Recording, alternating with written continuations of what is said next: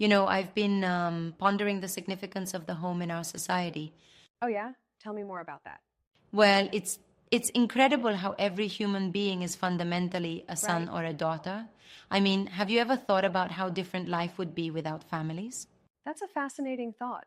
I Yeah, suppose society would be unrecognizable without the concept of home and family. exactly. I Mm. mean, imagine if children just appeared out of nowhere without parents to nurture them. The very fabric of society would unravel. Certainly, it's hard to even picture that. But some argue that the home is just a societal construct, don't they? Well, yes, some do.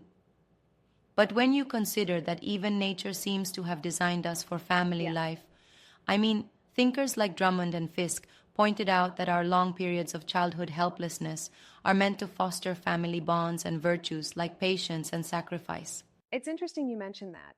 So you're saying that the very evolution of humans supports the concept of the home?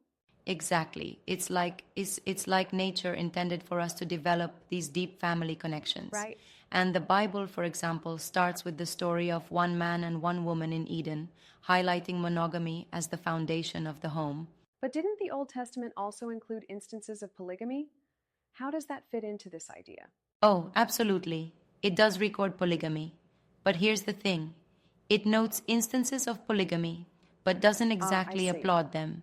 In fact, those stories often highlight the troubles and discord that come from those arrangements. So, are you suggesting that the Bible ultimately advocates for monogamy? Yes, precisely. And when Jesus comes into the picture, he emphasizes the sanctity of marriage between one man Yeah. and one woman. His teachings on marriage are pretty clear. He promotes monogamy and discourages divorce.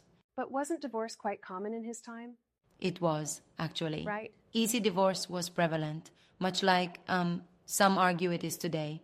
Jesus' strict teachings were in direct response to that, reinforcing the idea that marriage is a sacred, indissoluble bond. That's a strong stance. But don't you think that sometimes divorce is necessary? Well, that's a fair point. Jesus did mention an exception, infidelity. Mm. But overall, he emphasized the importance of commitment and working through difficulties rather than seeking easy ways out. I can see that. It's about upholding the sanctity of the home, then? Exactly. The home isn't just a physical place, it's the cornerstone of Yeah. society. Without it, we risk societal chaos. And beyond that, Jesus uses the home as a metaphor to help us understand our relationship with God, referring to God as our Father. That's a profound connection. I hadn't thought of it that way. It's interesting, isn't it? The father child relationship helps us grasp theological Right? concepts. The home becomes a microcosm of our relationship with the divine. But do you think that in today's society we're losing that connection? Sometimes it feels that way. Yeah. The increasing rates of divorce and the devaluation of the family unit can undermine the very foundations that hold society together. So, what can we do to reinforce the importance of the home? Well, I believe it starts with recognizing the value of familial relationships and the commitments we Mm. make. It's about embracing teachings that promote love, patience, and sacrifice within the home. That makes sense. But isn't it also important to address situations where the home isn't a safe place? Absolutely, and that's a crucial point. The Right? teachings don't ignore the reality of hardship and abuse. Separation is allowed, but the emphasis is on not breaking the sacredness of marriage lightly. So, the goal is to preserve the home whenever possible, but also to protect individuals within it. Exactly.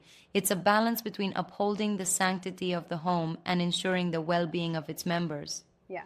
Ultimately, it's about creating a space that reflects the love and unity that the home is meant to embody. Well, this has been enlightening. It's clear that the home plays a vital role not just in society, but in our understanding of higher truths. Couldn't have said it better myself. The Right? home is indeed where the heart and perhaps the divine resides.